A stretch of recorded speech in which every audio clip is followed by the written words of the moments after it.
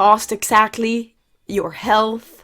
For those of you that aren't fully caught up with Nikocado lore, him and his husband used to be very, very skinny and vegan. Judging by what I have seen and by what the avocado himself has said, I don't think his previous habits were healthy. And also, I don't think skinny always means healthy. I actually, honestly, Trisha, Yeah. everyone sees my old videos when I was skinny, and they think I was just this beacon of health. Yeah. I rotted a tooth.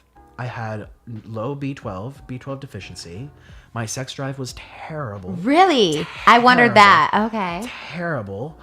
Wow. I developed hypoglycemia. I don't know if it's directly related to the veganism, but I never had that before. What's hypoglycemia? So your blood sugar drops really low, and you sweat, you shake, you get nervous, you get heart palpitations, you get discombobulated. Like, why didn't you go vegan?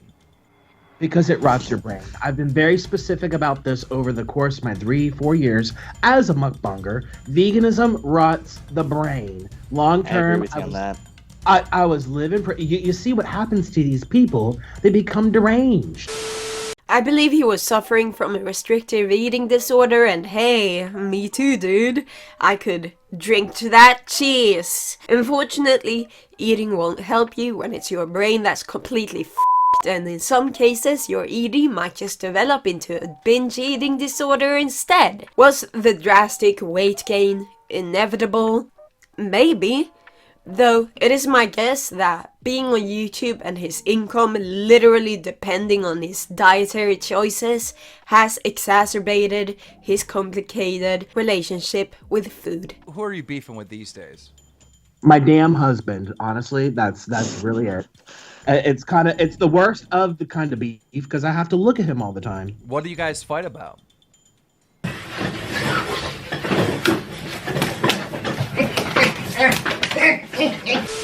I can't see my penis anymore when I pee. He's taking it to the extreme and is rewarded by views and subs. Something that a lot of people will straight up go bananas for apparently. Who would have thought that this many people would volunteer to be the internet's next laughingstock? Or even better, why not spew some bigotry and promote yourself on Tucker Carlson tonight? That's foreshadowing, by the way.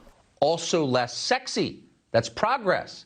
M&Ms will not be satisfied until every last cartoon character is deeply unappealing and totally androgynous. Oli is far from the first person to get plastic surgery to look like their idol, or just extremely different in general. Some people do it because they're eccentric and genuinely love the aesthetic. Others do it for notoriety. We keep celebrities' names in our mouths because it generates clicks, and a click equals money in the bank.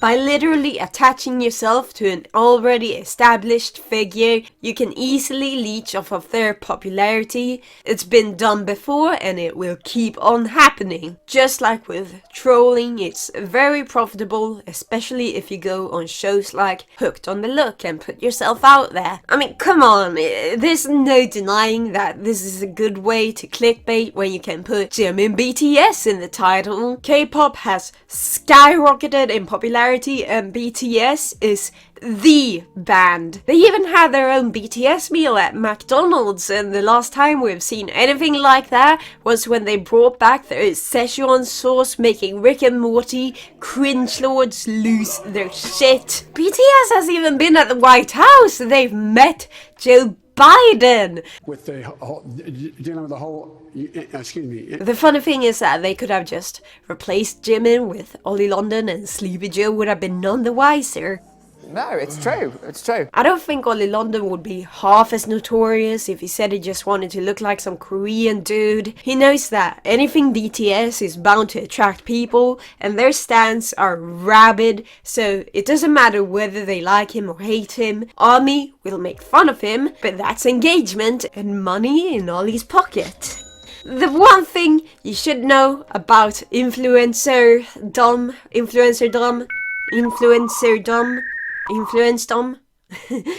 is that there's brands reaching out to influencers, offering procedures for free or a discount. It's genuinely scary how normalized it's become with social media and all, especially when it's very subtle, because young people are seeing what they're supposed to look like without fully processing that what they're seeing isn't even real. Like, you can tell them that it isn't real, they probably already know that, but it's not gonna stop their brains from comparing themselves, and that's on mental illness. Period, period.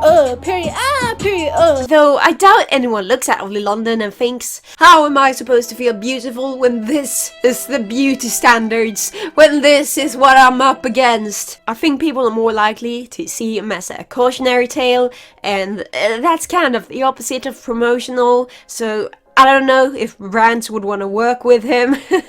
Maybe they would rather use him as a test monkey. Maybe he's already been used as a test monkey, because some of those doctors in those shows seem very, very sketchy. A good question to ask a transgender person, hey, why did you transition? And if it's something to do with gender dysphoria, okay, yeah, that makes sense. If it's, I wanted to fit in with the other trans people in my school or work or whatever, like, that's a problem. And that's what we're hearing from people like Oli London. I've connected the two dots. You didn't connect shit, but I've connected them. Oh, I love Korean culture. I want to look like Jimin, chasing happiness, which he can't find through surgery. Like, he clearly has identity issues. I ain't never heard anyone say they transitioned to fit in. I didn't transition for a long time because I really wanted to fit in and it wasn't fun. I'm way more happier now, unfortunately, as trans people are becoming a footnote in this increasingly transphobic conversation. Although I have seen a lot of false equivalencies while comparing trans people to those who are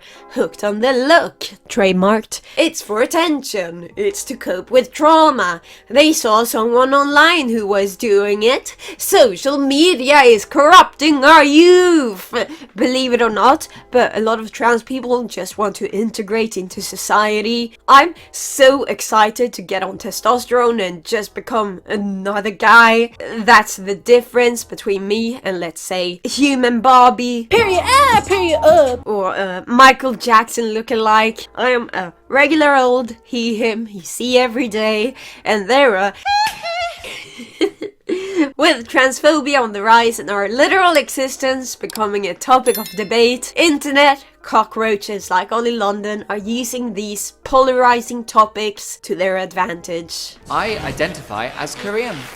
People need to accept the fact I do look like Jimin. I'm pretty much identical to Jimin. I even coined the term transracial. I've had a lot of backlash for identifying as Korean, but I'm just living my truth.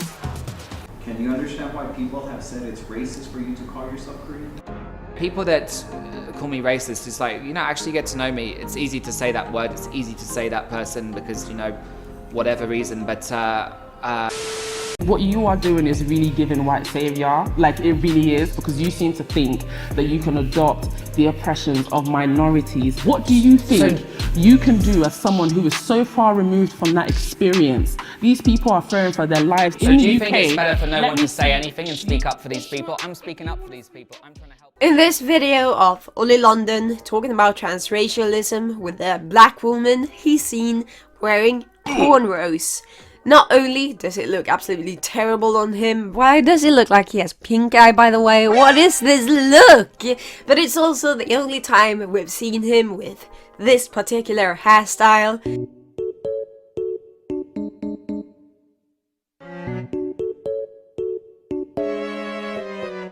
I don't think it's a coincidence that he went with cornrows for a video where he talked to a black woman about cultural appropriation. I'm pretty sure that this is calculated. Cultural appropriation essentially dictates people who are ethnic minority, whatever they do isn't really of value. You don't deserve to be associated with something that you've created because a white person has either renamed it or used it for their profit. And you are not a Korean man. No matter how much surgery you do, no matter how much of the aesthetic you adopt. Honestly, she handled it like a champ because it's obvious he already knows what he's doing. He knows it's gonna upset people and that's what he wants. And you can't convince him that it's wrong when he doesn't actually care. He doesn't care in the first place. He wants the attention. At least there's comfort in knowing he's only ruining his own hair because he's doing hairstyles that weren't made for white hair. I mean, I think it would be funny if his hair falls out, but that's just me being petty. The black and Korean communities aren't the only ones being exploited. A year ago, he was in the news again, releasing his infamous coming out video titled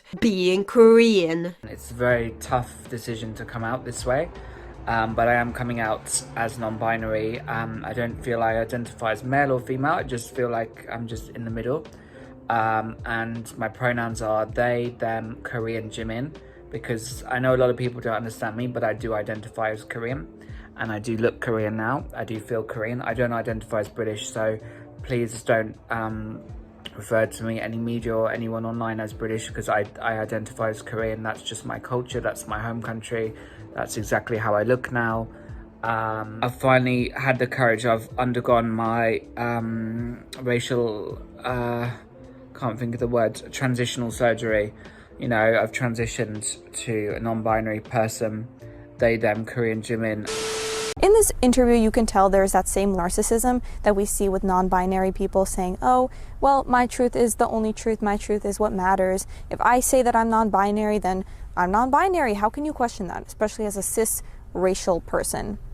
Cisgender, cisracial, right? Do I think that Oli London genuinely identified with the label non-binary at one point? I don't know. I don't know and I don't care. We can have our suspicions, and I don't really blame anyone who didn't believe Oli right out the gate because he has an extensive history of just trolling and doing things for attention. My approach, however, is to just, you know, stop calling him by his preferred pronouns and move on, because it's not that big of a deal. I don't have to celebrate him. I would argue that this is more effective because, one, I'm not giving him the extra attention by making videos discussing the validity of his gender. Hi, hello, This is my first Oli London video, and 2, it signals to others that your gender doesn't really mean shit, and being trans doesn't make you special. If everyone's special, then no one is. Make America trans again. We do a little trolling, it's called We Do a Little Trolling.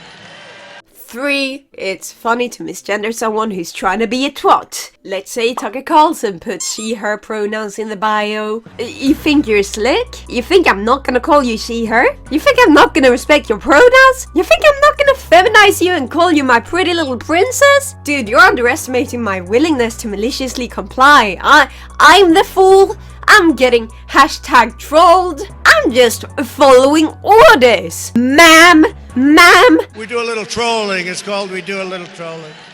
Oli London was milking the ever-living shit out of transracialism, cultural appropriation, and just being overall cringe. Did some classic trolling by taking a leaf out of 𝒂𝒐𝒎𝒆 Paytas's book and dated a paper cutout of Jimin. A lot of people online, judging our wedding and stuff, and I actually think that's very carbophobic. All this carbophobic abuse is not nice. We're just living our life, we're happy. You know how it is. You date a paper cutout of a celebrity, get married in Vegas, the relationship is rocky, and you make a really bad music video for the climax. Can you tell me where my love has gone? He's my Korean boy. Just YouTuber things. Maybe I should do that.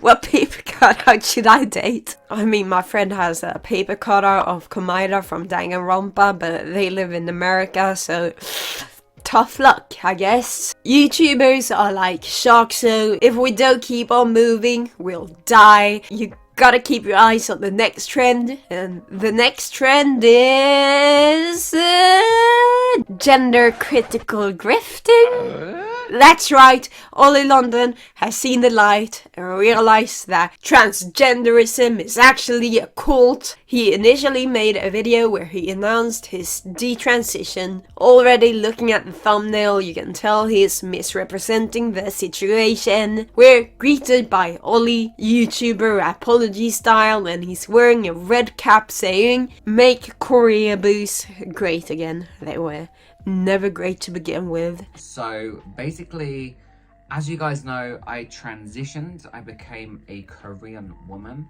I had a lot of surgery to be more feminine. So I was thinking, I'm happy. But I realized it's only temporary happiness. So as you guys know, I'm always confused about how I identify. Some days I wake up as Jimin, some days I wake up as 𝒂𝒊𝒏𝒕 from Blackpink.